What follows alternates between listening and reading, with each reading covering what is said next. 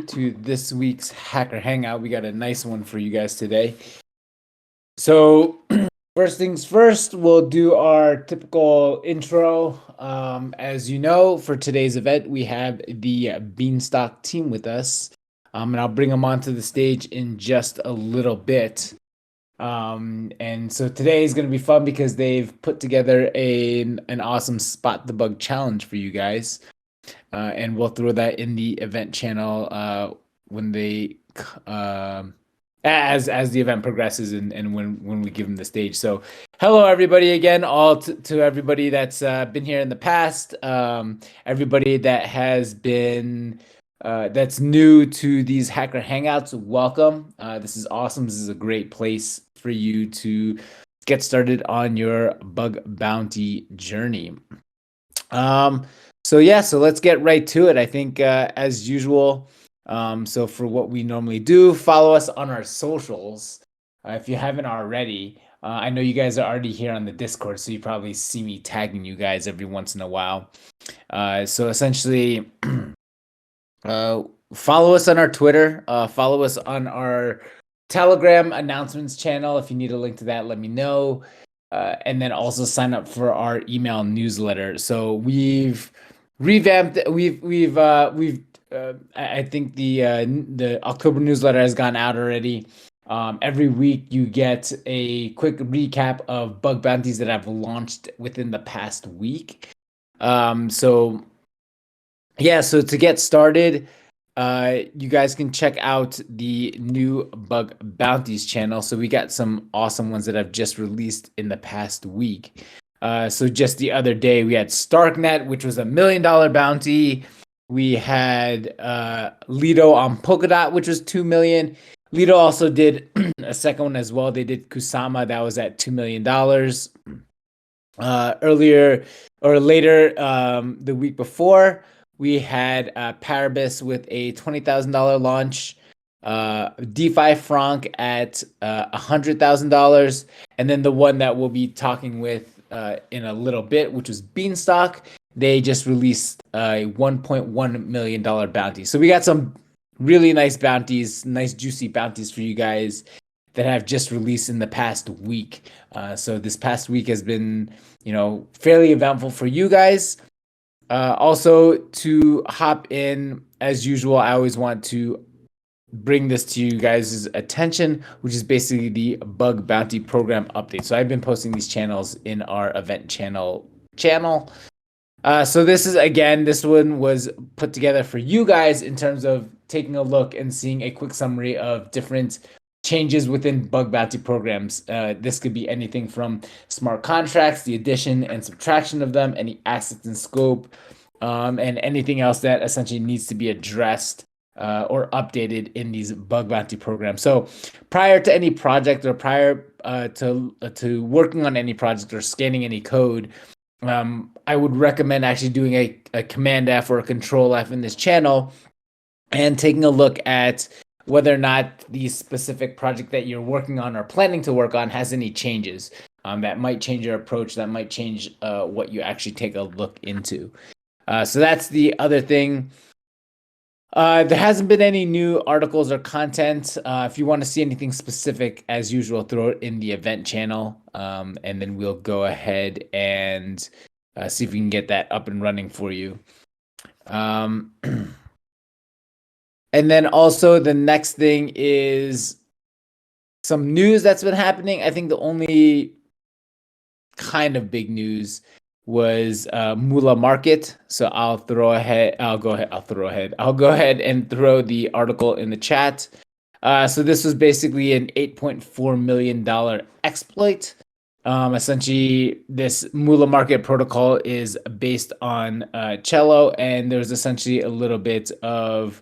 So essentially what happened was an exploiter loaned some Cello tokens to Moolah and in return borrowed a large sum of Moolah. So their token's called Moo. I believe their mascot or their logo is a cow.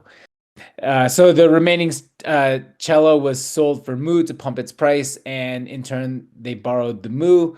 that was used as collateral to borrow other tokens. So that was kind of the big exploit that happened in the past week. It's been fairly quiet in the space. But oh yeah, cool. Yeah. So yeah, Pepin has just posted up the new section. So it's called the Vulnerability Events Forum. So you could check that out as well for any new, or I guess most recent activity that's been happening in the space. So without further ado, let me bring up the Beanstalk team. See a bunch of you guys here. Let me see who it is. Invite. Let me see who we got. I'm missing someone, but let me see who the other one is. 1, 2, 3. All right, so Beanstalk guys, if you guys want to hop on stage, I've invited you both on stage. I know there's a third person, but I cannot find them at this moment. So when they hop in, I'll go ahead and add them. But yeah, cool. So I guess to get things going, before we hop into the silo chat. Okay, cool. Let me see if he's in here. Let's see. Gosh, putting me on. Here we go. Okay, cool. All right, cool. Awesome. So perfect. So we have gotten the Beanstalk team up on this call. So before we hop into our little challenge, I guess can you guys hop in and just give a quick intro for each of you, as well as a super quick intro of Beanstalk Protocol, and then we can go ahead and run the challenge for these guys. Hey, Chris. First off, thanks for having us today. We're super excited about this bug bounty program, and hope it really leads to a lot of new developments and changes to the Beanstalk protocol layer, and helps teach us all how to build better, more secure and efficient smart contracts.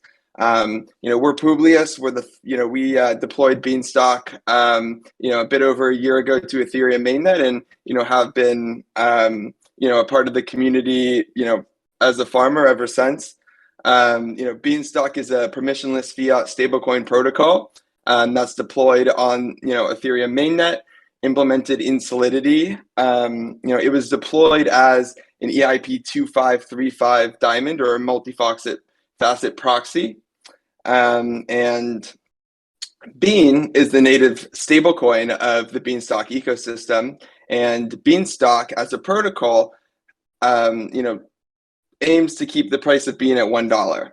When the price of Bean is above $1, Beanstalk issues new beans. When the price of Bean is below $1, Beanstalk issues debt at a variable interest rate that fluctuates based on the demand for debt itself.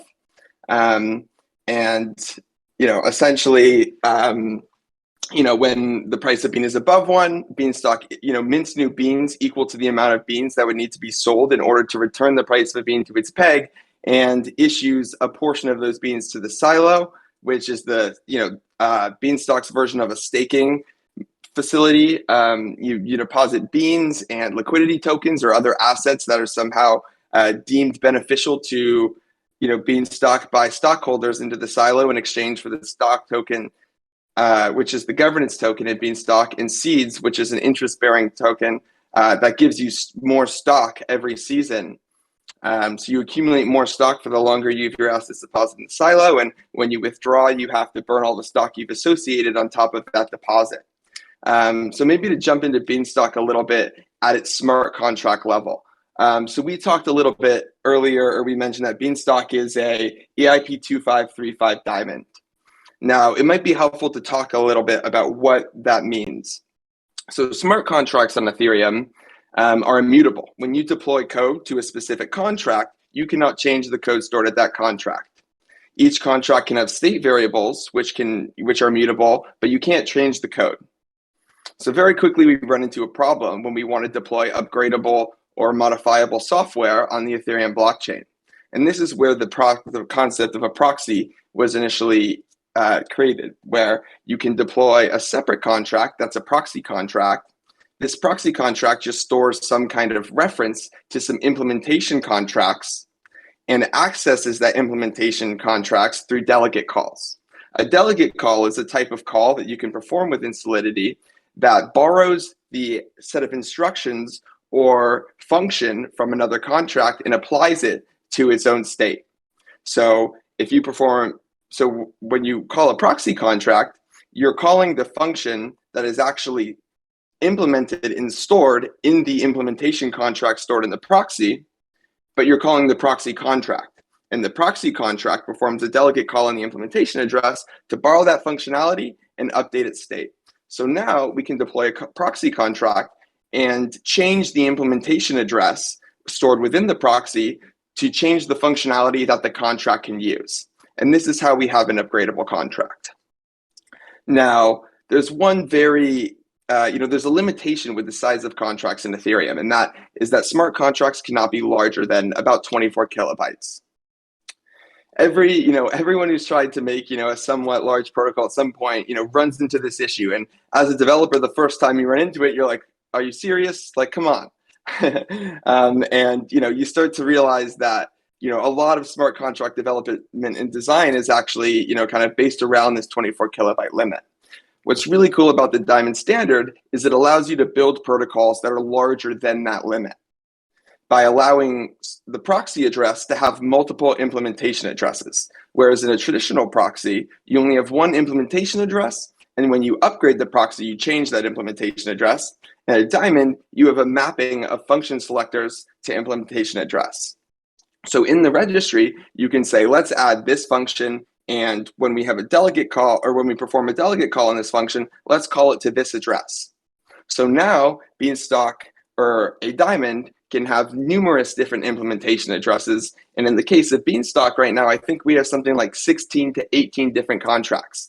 And all of these contracts are called through the Beanstalk contract.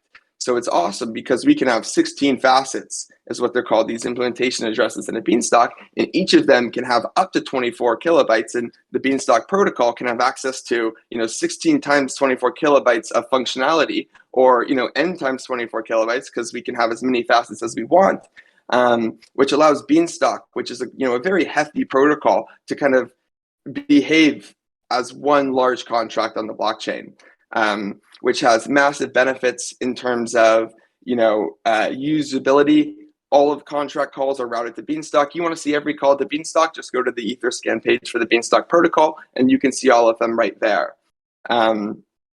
There are obviously security vulnerabilities and risks that need to be considered when using a Diamond, in the sense that upgradability in general is always risky, and there are significant things that need to be considered. Who can upgrade? How can it be upgraded? What can be upgraded? If everything can be upgraded, then there's a lot of potential cases for manipulation through upgrade, and a lot of things to be wary of there.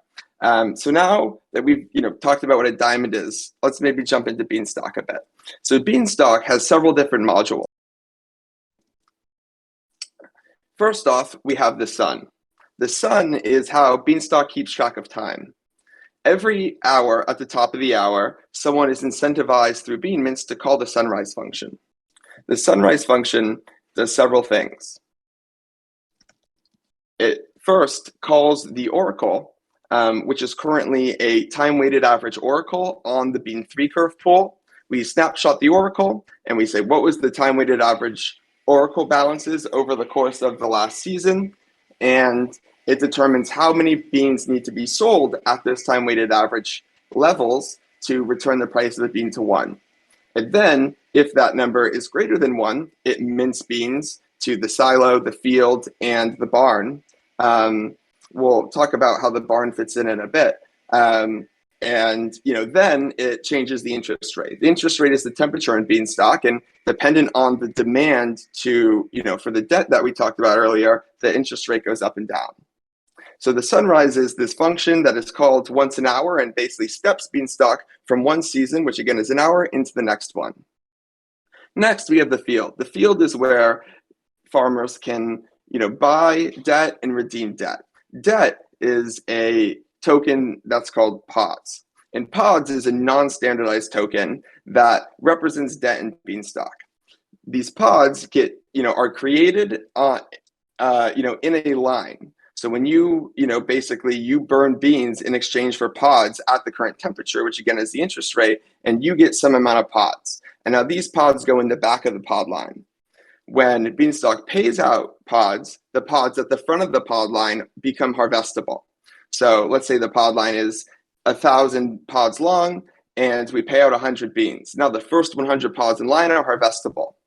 And a farmer, through the farm facet, can harvest these pods. And it's important to kind of discuss how they work, because when we think about the nature of pods, we can think about pods first off, pods aren't an ERC20 token. Why? Because they have this ordinal nature where pods harvest at different times depending on what the ID is. So we can't use an ERC20 for that. We look at the 1155 semi-fungible standard. What is the 1155 semi-fungible standard? We now have n different fungible tokens stored inside a contract. Instead of having one ERC20 token that anyone can have a balance of, we now have a mapping from ID to token that someone can have a balance of. Now this might seem to work because when I sow 1,000 beans, or let's say I get 1,000 pods and the pod line is currently 1,000, we in Beanstalk, obviously we're not going to store that as 1,000 different data points. We store that as at index in the pod line 1,000, you have 1,000 pods. So when we think about the structure of how it's stored in storage, sometimes people say, why don't we use 1155 for this? And the difficulty and the unique thing about pods are, the pod at 1,001 in line is different than the pod at 1,000 in line, different from the pod at 1,002 in line, etc., because of the fact that the pod at 1,000 harvests before 1,001 and 1,002. So if we look at the 1155 standard, we can think about how, if we were to apply the transfer function, we can't have two different pods at 1,000. So if we have 1,000 pods at 1,000 and we want to transfer some of those, we need to transfer either the first half or the second half. So it doesn't work 1155, and the NFT standard is a little too rigid because we can't divide them. So, because of that, we end up with these pods, which are very unique nature, and we've built a marketplace on top of Beanstalk natively through the protocol that allows people to buy and sell pods because of their non-unique structure. I guess, apologies for, kind of walking through this at what might feel like a slow pace, but, next we have the silo. The silo is, as we said, the governance and kind of staking facility within Beanstalk. Users can deposit whitelisted ERC20 tokens in exchange for stock and seeds. And as we said, the seeds, accrue more stock over time. And when you withdraw a deposit, you have to burn all the stock you've accumulated in your seeds. So this at the silo level creates another interesting problem where when you withdraw from the silo, we have to burn all of the yield you've accumulated on top of that asset. So let's say you deposited, 10,000 seasons ago, a bean. Each bean gives you 2 seeds. Each seed gives you 1/10,000th of a stock a season. So now on top of that deposit, you now have 3 stock. But in order to know you have 3 stock on top of that deposit, we have to know what season you deposited that deposit at. So because of that, deposits are structured like in 1155, where you have a mapping from token address to season to amount. And that kind of gives us this structure which we can batch, and eventually deposits will be 1155 tokens. They're not now. Currently within Beanstalk, we have a withdrawal timer of kind of the rest of the season before you can claim. And just want to note that because in the silo, you'll see that there's a different withdraw in the claim withdraw function because you have to initiate the withdrawal and then claim it after the time period. And that's something we're looking to remove at the protocol level, but need to make a few changes for that. So next we have the barn. And, earlier this year, Beanstalk was exploited through a governance attack, a flash loan attack, and all of the value stored in the contract was extracted. Over the course of kind of 3 months, we tried to reestablish some sort of liquidity, deploy a new Bean token, and restart the protocol. And kind of that exploit is one of the things that led us to Immunify and wanting to really dive into and get a good kind of bounty structure going here. But that led way to the barn. The barn is the third asset you can hold in Beanstalk to earn a portion of the interest. Again, when beans are minted, a third goes to the stockholders in the silo, the pod holders in the field, and the fertilizer holders, which came from the barn. Fertilizer was, real simply a token that you could buy and still can buy for 1 USDC. You give 1 USDC to Beanstalk, which goes to recapitalize the value that was stolen from the protocol. In exchange, you get fertilizer, which entitles you to some amount of bean mints over time. Fertilizer is an 1155 token deployed separately from the Beanstalk contract, which could be traded on OpenSea as of now. Next we have the market, which we talked about a bit about the pod marketplace. Currently with the pod marketplace, we store orders on chain, but we take a hash of the order. So when you create an order on the pod marketplace, you say, or a listing, let's say I want to sell this plot at this price and this amount. We'll take a hash of your account and the plot or in the listing and store it on chain, such that we don't have to pay to store more than one variable on chain, you as a user, and we emit the listing through the event. When you fill a listing, we take the event that was emitted and re-put it into the listing function, hash the listing on chain, verify that the listing exists against the hash that should be non-zero in memory or in the storage of the contract, and let the listing go through. So that's how the pod marketplace works. And then finally, we have this concept of the farm. Now, the farm is just Beanstalk's way to perform multi-calls through the contract. For those who are unfamiliar with the farm, with multi-call in general, let's say we have a smart contract, right? And through Beanstalk, you might want to do something like claim a withdrawal and then sow your beans in one transaction. Now, these are two separate functions within Beanstalk. You could call the claim withdrawal function and then the sow function separately. However, this creates a bad user experience, as now I have to perform two different functions, two different signatures, wait for them both to settle, and that's unideal. So there's this concept that was created called a multi-call. So a multi-call allows you, through delegate calls, to perform a list of function calls to the same contract. So real simply, we have this function called farm, which is in the farm facet, which takes in a list of function calls to Beanstalk, and then just iterates through them and performs a delegate call on the contract, after it looks up the function selector in storage to make sure there's an associated facet and it's a valid function. And this way, users can perform a number of functions within Beanstalk in one transaction. And the UI team has an incredible job to build out a number of use cases for this.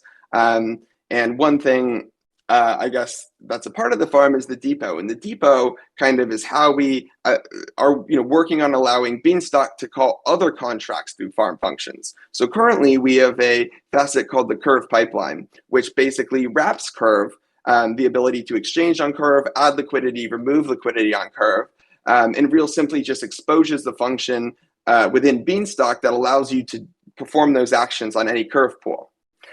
Now, with this functionality through the farm function, we can now call Curve. So we can start from USDC through the farm function multi-call. We can perform a call through the Curve pipeline to any Curve pool, perform a swap, and then perform that, and then deposit the beans into the silo.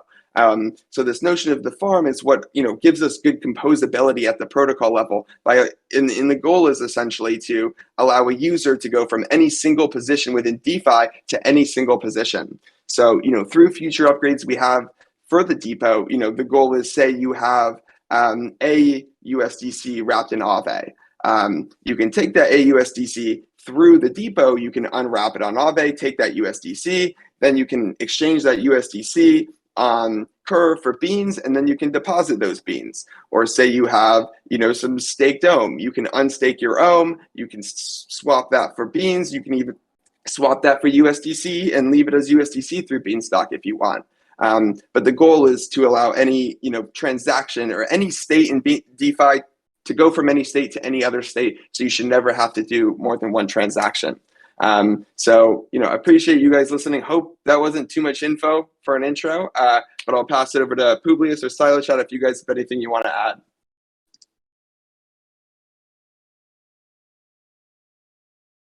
Just want to hop in here. That was an awesome, awesome intro. So appreciate that. I know I was just speaking, back channeling with a few people in terms of um, just the protocol in general and the diamond contract. So that's awesome. So thank you for giving us a quick overview. Again, like guys, if you have any questions, I mean, these guys have been active in the chat as well. And it's a ton of information. Honestly, yeah, it's I probably digested like less than 10% of that. There's a lot to go. So like if you guys have any questions around that, feel free to throw them up in the chat. That's what these guys are here for. If you guys have any questions in terms of certain mechanisms or things that you guys want a little bit more detail in, would love to get them active and answering your guys' questions. I mean, you guys have them right here. So who's the best people to give you information about it than the Beanstalk team? But to move things forward, would love to they put together some spot the bug challenges for you guys. So I'm gonna post them up here in the chat and let you guys take a look into them. Let me see if I could so I'll throw them in the chat and see if you guys can solve them, ask any questions, and go ahead and see if you can spot the bugs in these challenges. So they're kind enough to put together these challenges for you guys. But yeah, I'll give it a few minutes. And then as I'm giving you guys a few minutes for these challenges, feel free to ask any questions. Yeah, there's two separate ones that are there. So one is on a farm function and one is on I believe was it called a silo variation. So take a look at them. If you guys have any additional questions in terms of Beanstalk protocol, the diamond contracts, how everything is, or their documentation in general, throw it up in the chat. They've been gracious enough to, kind of go into, really deep detail of, what they're trying to achieve and what they're doing and what's happening on the back end. So I'll give it a few minutes, then I'll pop back in. If you guys want to answer any questions, if you guys want to ask any questions, throw them up in the chat as usual. The floor is yours. If you have any questions that are outside of what's happening on Beanstalk or the Beanstalk protocol, throw them up in the chat as well, and we'll go ahead and see if we can help point you in the right direction. Yeah, maybe we just hop in for a second and use this opportunity, as Publius said, first to thank you, Chris, for having us and allowing us to talk a little bit about Beanstalk and introduce it to your community. We really appreciate it. Would in the spirit of decentralization, and we're such fans of the way that Immunify works, would maybe just as a caveat say that we are the Beanstalk team, as you've introduced us, probably doesn't quite do Beanstalk justice. At this point, there are a wide variety of different teams that are all working on Beanstalk in different capacities. And we, Publius, we're the founders and still, for better or worse, still do a lot of the talking. But at this point, SiloChat here, he's a representative of Beanstalk Farms. They're the ones that have organized the Immunify bounty. But there are a couple different organizations and companies even now building on and around Beanstalk. And so, maybe we'll just say to your audience that if you're interested as you start to dive into the contracts and take a look and want to get more involved, Beanstalk is always looking to maybe Beanstalk is a protocol, so Beanstalk doesn't have any desires other than keg maintenance. But Beanstalk Farms and Bean Sprout and all these other organizations are certainly looking to grow right now. So if you're interested in getting more involved, come hang out in the Beanstalk Discord and say hi, and I'm sure someone will put you to work. So lots of good stuff happening on and around Beanstalk at the moment. Nice. Yeah, that's super exciting. I mean, Yeah, on my first initial run through of the protocol, I did notice that you guys are growing fairly quickly. You have multiple facets to the team or even the protocol itself in terms of the things that you do. So, appreciate you giving us a little bit of insight there in terms of how things are broken down. But yeah, I mean, like, if you guys are interested, join their Discord. The fact that they have a ton of resources that are there, including like their Beanstalk classes, I think is super, super valuable. You know, and the fact that you guys have are active in a lot of the discussions, I think is awesome as well. That's very helpful in terms of building out your community and just getting more interest into what's happening. So yeah, I appreciate you. Feel free to throw any more links that you want in there. Follow them on their socials. I think it's something that you guys would find a ton. I think you guys here would find a ton of value in. But yeah, I don't know if you guys at Beanstalk want to add anything else in terms of, like, for example, like your bug bounty.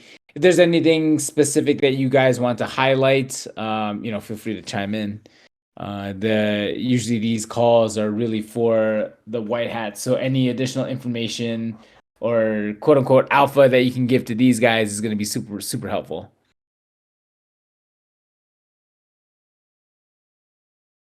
Well, one piece of, I don't know if this is alpha or a pain in the ass, but the white paper, the Beanstalk white paper, is the at least has been attempted to be as complete and accurate and truthful and full specification of what Beanstalk should do. Not exactly how it should do it at the technical level. It's not technical documentation. There's separate, although not great, technical documentation for all the Beanstalk contracts at this point. But if you're confused about something or how something works and want clarity, A, come ask in the Discord. But B, if you're looking for like an ultimate source of truth, it's the Beanstalk white paper that has been updated pretty much with every upgrade to Beanstalk, and there's constantly edits and updates happening to it in what is increasingly an open source fashion. So if you're looking for a reference point and are a little confused, the white paper is a good reference point. The Beanstalk Discord is a good reference point, as we were saying. Not actually sure. Maybe someone else can help me on where the best place to access in a concentrated fashion all of the technical documentation is. I know at the moment there was a big project underway to kind of centralize all of that, but not sure if maybe Austin or Silo Chad or Publius can comment on that.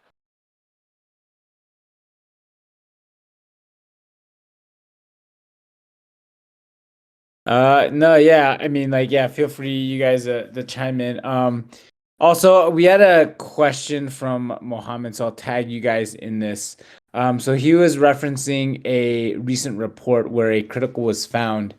Just wanted to see if you guys can walk him through that a little bit, just on a high level, so he has a good idea of what's happening in that recent report.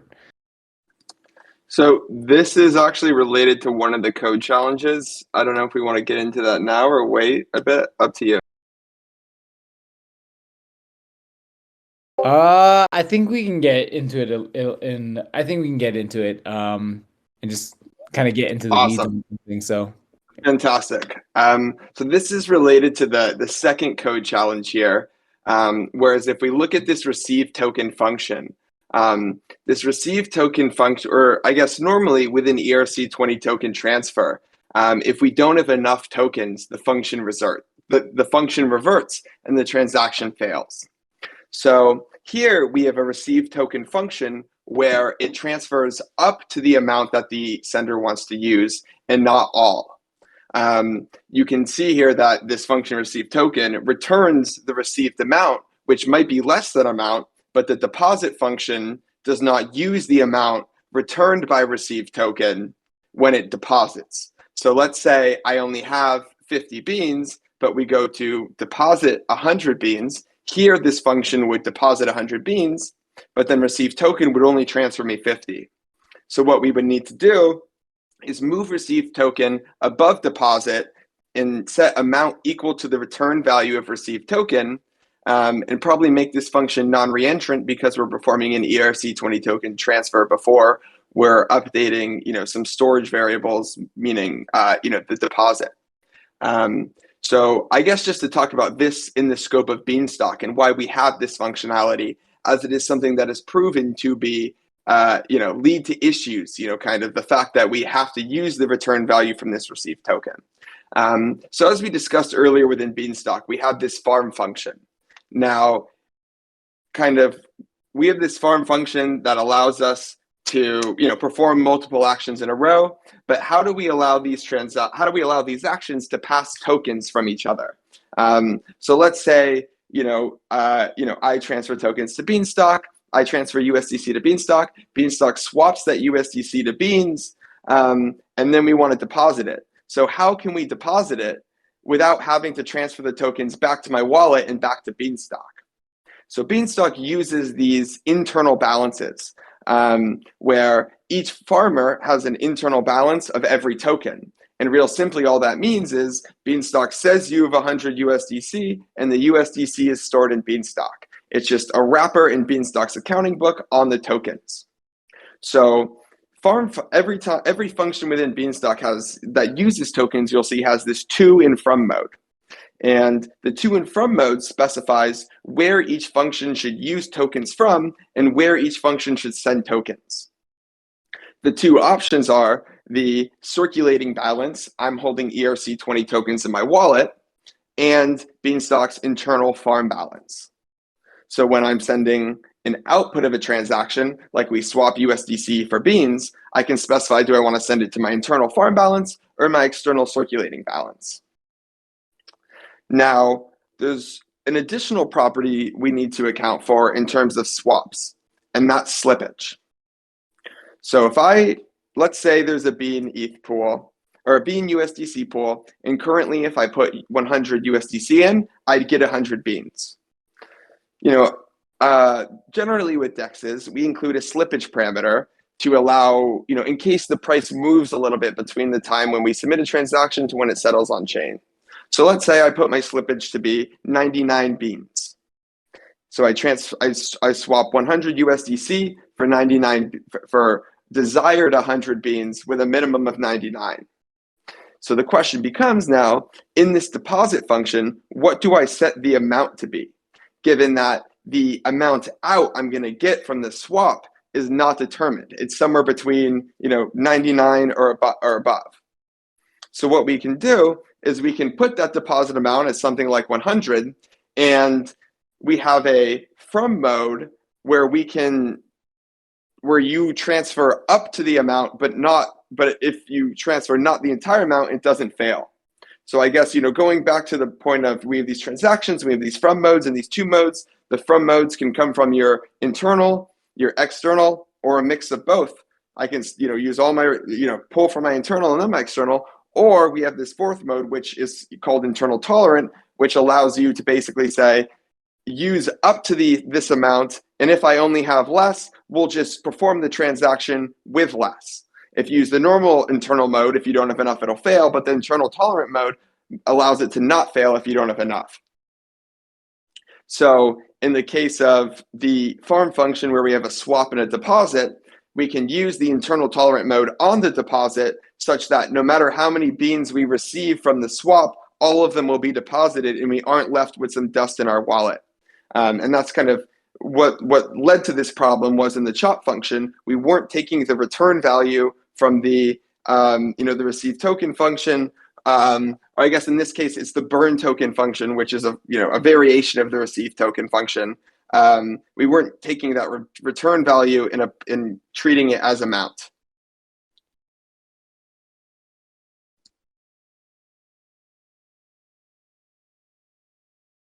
So to answer your question, yes, the to and from functions could be a potential point of exploit. Like we've seen several issues through, I guess, kind of after Beanstalk was exploited and, we, basically built what we called the replant, which was this, this restart of Beanstalk. We received 2 audits from Halborn and Trail of Bits. And, both of them had issues with this internal tolerant mode. So yes, it's very possible that there's issues with the to and from mode. It's something that Halborn recommended we remove this internal tolerant mode.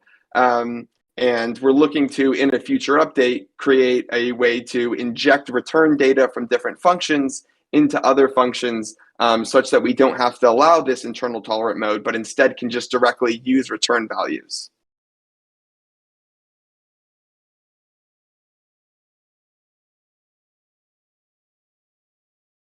Awesome. Thank you for that explanation. That was very in depth, and I appreciate you running through the steps.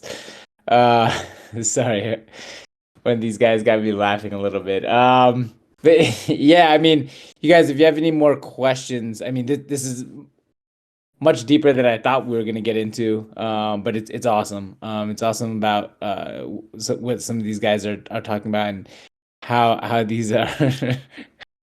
Oh, okay. I need to collect myself. So how these guys are well, let's just say I appreciate the explanation. We got it all. Yeah, exactly. We got it all recorded. So we'll definitely post this up when this is all over. But yeah, I mean, we're almost coming up on our time here. So you guys have any additional questions for the Beanstalk team? If not, hop into their Discord. I mean, like I said, they have a ton of material surrounding the protocol. They've shared a bunch of resources in regards to the diamond contracts. They do have their own Beanstalk classes. So yeah, I mean, you have them on right here, right now. So any questions that you guys have, throw them in the chat. It's been super interesting. Like I said, I probably have retained just such a small portion of it, and I have to do a much deeper dive. I think this is super interesting. So thank you guys again for hopping on and doing this with us. But yeah, I'll give it a. Okay, cool. So we got a question from Sentient. So you wrote, for critical payments, is that done linearly over a year or all at once critical is confirmed? That would be something for the I mean, if it's not outlined in the bug bounty page, I believe it just depends on the payout, and that would probably be dependent on the project itself. But they already wrote here that it's all at once. So there you go. There's your answer. What is the most Web 2 vulnerability in a DApp or whatever DAAP is? Yeah, I guess if you guys want to hop in there. Silo chat, any thoughts on this one? Yeah, it's a great question. So just quick intro, I'm Silo Chad. I work on stuff across the stack at Beanstalk, but particularly on the Beanstalk UI. And we've definitely spent a lot of time thinking about this and working with security auditors as well to kind of investigate what some of the different problems are. We actually have an audit of our Beanstalk UI coming out sometime in the next couple of weeks from Halborn. So stay tuned for that, and I'll try to post it in the Mutify server when it comes out. In terms of on sort of the DApp front, I think a lot of the security surface area is kind of similar to what you would get in Web 2, right? So like with the respect to the Halborn audit in particular, we spent a lot of time reviewing, the code base history to ensure that there weren't any secrets or those sorts of things leaked before open sourcing it. We also spent a lot of time looking at the different pieces of infrastructure that plug into the UI. Obviously, the predominant way that the UI gets data is by talking directly to an Ethereum node. In our case, we use Alchemy as that provider, but obviously users could tweak that once it's open sourced. So spent some time looking at that. There's also some pieces of middleware which are pretty important to pay attention to. We use subgraphs from the graph pretty liberally to index different Beanstalk data. So ensuring that if you're using a centralized version of their software, that is safe in returning correct data. All of that kind of stuff is really important. So I think beyond that, we've seen some hacks in the past 6 months or so related to things like DNS. I think Curves UI had this sort of hack happen not that long ago. So that's something that we're also looking at on our end, and I think is still to this day a pretty tricky thing to get right. So definitely something to investigate further.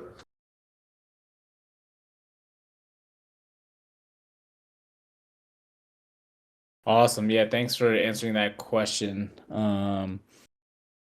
Yeah, and Chris, while I'm up here, just wanted to first of all say thanks for having us, and then for the ImmuneFi community. I know like there's a lot going on with Beanstalk, and it takes some time to digest. So we're working pretty hard to condense things down as best we can and provide documentation both on the protocol side and on the technical side. I think on the protocol side, things are as mentioned, we have the white paper, and then also the documentation on the Farmer's Almanac, which is at docs.bean.money. And that should help start to, explain some of the different concepts within Beanstalk and the different pieces of terminology. But with respect to technical documentation, we're sort of gearing up to really push hard to get all of that out. And so in the meantime, I hope that won't scare anybody off. And so definitely come jump in the Beanstalk Discord and tag myself or any of the other Beanstalk Farms members with questions. We have a development channel where there's discussion about the protocol and the pieces of infrastructure around it and how they're engineered. And I'm always happy to give whatever answer necessary to explain what's going on. So come find us, and we're happy to help.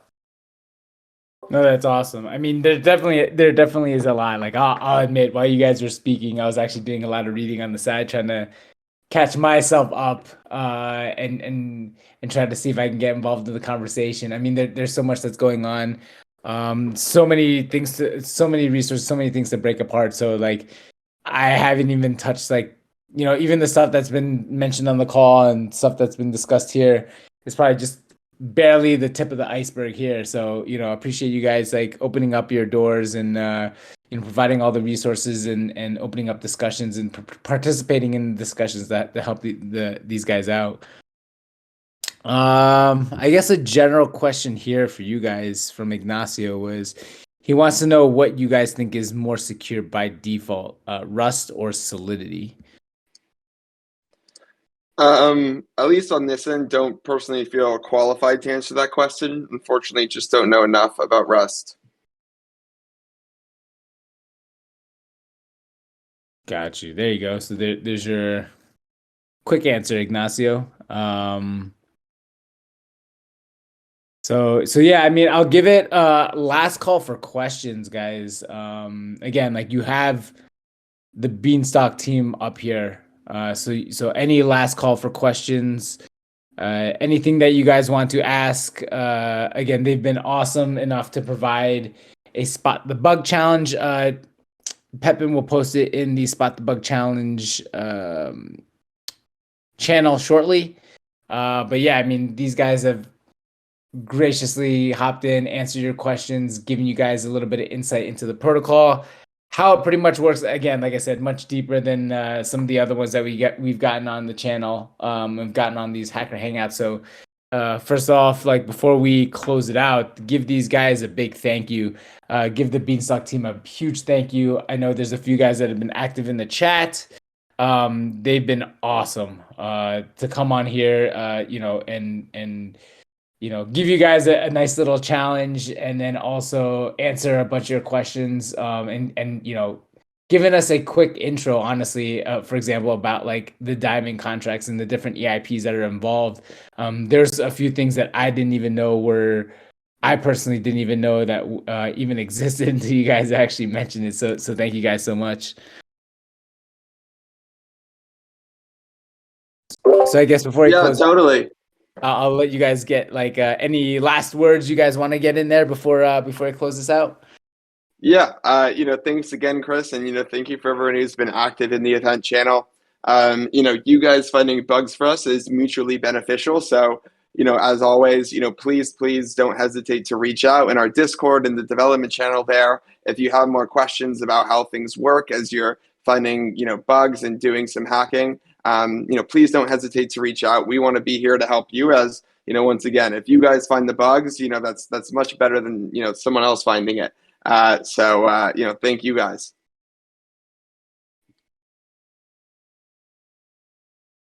Awesome. Yeah. Thanks so much. So yeah, I mean, before we close this out again, guys, I know we have a few more minutes, so I'll give it a last call for questions, either directed towards the Beanstalk team, directed towards the Immunify team, or just any general questions that you guys might have. I know there's a few new peeps in the audience that are just hanging out here. And if you guys, if there's nothing else, like I said, I'll probably just leave this on until the top of the hour, and then we'll close it off. But again, thank you guys for hopping on with us today. It's been awesome. Hopefully, everybody in the audience got some. Yeah, it's coming. I'm still working on that one. But if you guys, thanks for hopping on. I really appreciate you guys taking the time to do this and chatting with our white hat community. Harook's, I'm still working on those too. Their schedules aren't really the easiest to work with. And then also in the fact on whether or not they actually want to do it or not. But yeah, I mean, like I said, there's a lot of awesome new information that happened in this chat.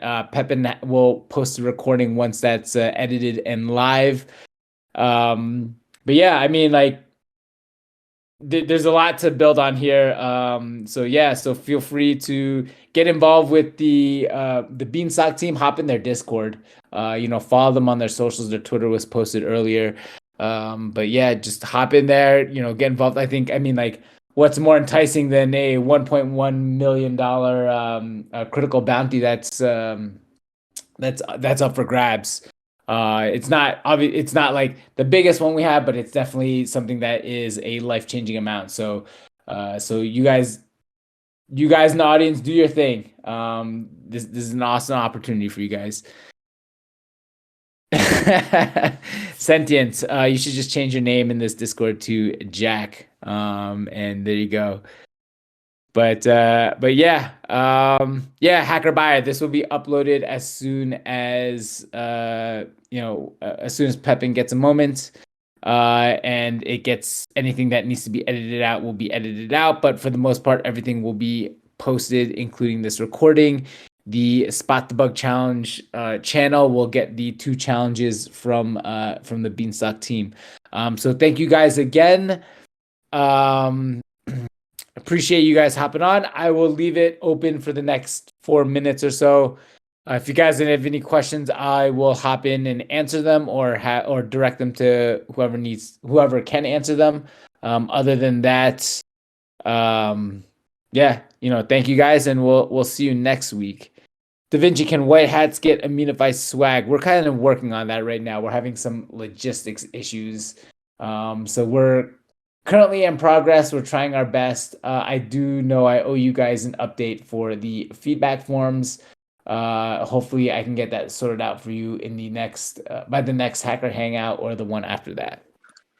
And I guess just to respond to Heroes in the chat, yes, that was the issue with it. Pretty much the current iteration of the farm function uses a delegate call, which only allows Beanstalk to access function selectors that are stored in Beanstalk state. If we were to generalize the farm function to be able to perform any generalized call on any contract addresses this challenge presents, then yes, we can then someone could theoretically call an approval on an ERC20 token or a transfer function on an ERC20 token and steal value from the contract, things like that. So, this is a solution we've been working on, and, we've been working on something that we call pipeline, which is, essentially using a totally separate contract to route function calls through farm. So we're able to perform kind of generic function calls to any DeFi contract, which we're super excited about, under audit right now. So, hopefully that will eventually make its rounds to Immunify as well for you guys to hack.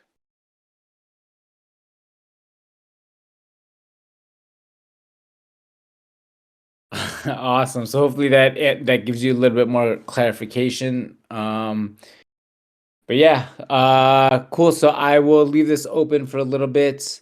Thank you again. Big thanks to the Beanstalk guys, both on the stage and in the chat. I know you guys have been circling around, so appreciate you guys doing that for us.